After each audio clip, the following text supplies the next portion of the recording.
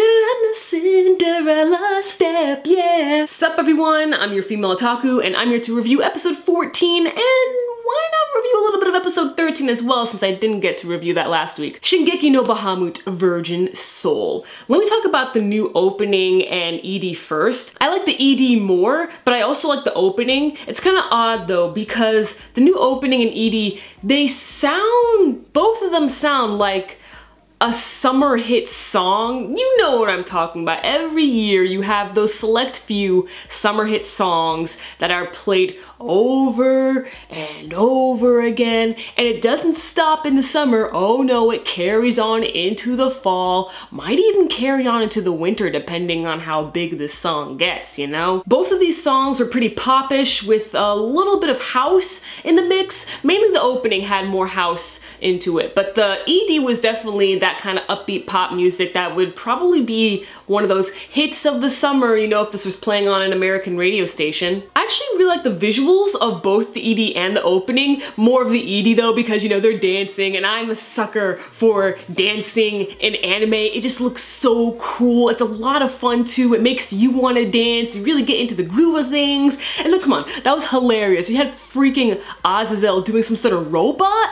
Like, Azazel, my man, what are you doing? And the freaking outfit that Favreau was wearing? Favreau of all people wearing an outfit like that. Like, what the heck, man? Ah, man, that was fun. I really enjoyed that ED. But the opening visuals are pretty nice too. The only thing I didn't like was when Nina was running, because I'm just all like, oh great, you just made this a typical anime opening, because every single anime opening has to have the main character running, trip a little bit, run again, you know, just every time. Anyway, we go with Nina and John as they head over to Nina's hometown, and everyone's really happy to see her. We meet the village elder Granny, who is absolutely hilarious. This short little old lady. The whole scene when she was drinking the tea and she was just like, want a sip? And they were like, no. And then she just goes ahead and takes her time sipping the tea and then falls asleep. I'm just like, Granny, you a G. Granny is actually able to take Jean and Nina to the land of the gods herself. She actually can turn into a pretty powerful and massive dragon.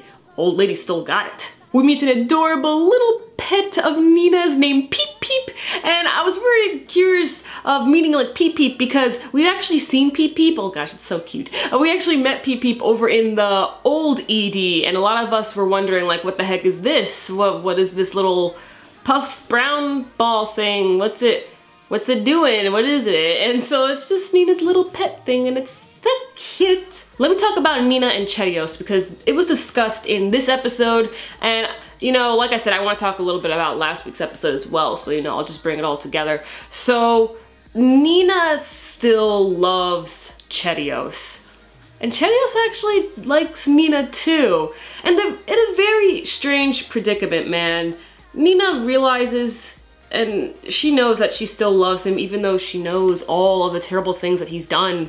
And Cherios now knows the kind of girl she is, but even though he saw her turn into a dragon, you know, he still cares for her. And I'm just like, oh my god, my feelings, what do I do? Because like, you've guys seen me react to this situation here, and I've been like freaking out, and it's hard because I want Nina to be happy, but Cherios is such a bad person. But it also seems like Cherios genuinely cares for Nina. So I've come to the decision that I really hope that Cherios turns around. I know that sounds impossible. It really does.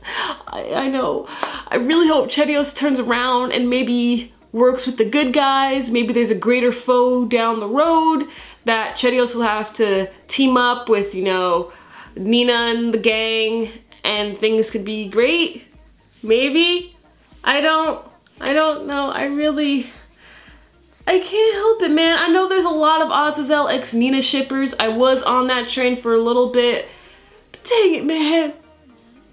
They love each other. Oh, that reminds me, that whole thing when Kaiser got caught in last week's episode, that was so funny. Oh my god, like Kaiser, he looked like he was about to fight everyone, but he freaking pulled a Favreau, made a goofy smile, dropped his weapon, and he was the center of a kicking circle. Just, Kaiser, You've been spending too much time with Favreau. You learned too much from him. We actually don't know where Favreau went, but Rita, best freaking girl, Rita hops up in there. She actually jumps off of the whatever you call it. I don't know what's it called. I guess it's a chariot. Yeah, she hops off of the flying chariot and to find Kaiser and Favreau. So good luck to Rita. I'm sure she'll find them because Rita, she's a god. She really is. She's a god all on her own. She's so awesome. So next week we might actually see the reunion between Elle and Jean. That'll be very interesting. And actually, speaking of Jean, we learned that she is the one who killed Nina's dad. Back over in the previous season when she got all consumed by the darkness and stuff like that, you know, that whole scene, she actually, you know, bursted a firebolt and that was heading towards the dragon village. So Nina's dad stepped up and sacrificed himself to protect them. Oh gosh. I really enjoyed this episode. Let me know your thoughts on it as well, and your thoughts on the opening and ED. I'm probably gonna download both of them. Definitely the ED. The opening I have to give it a few more, you know, listens, but you know, like I said, it sounds like a really summery, popish house song, so I'm probably gonna download it in the end. I'm your female otaku. Sayonara.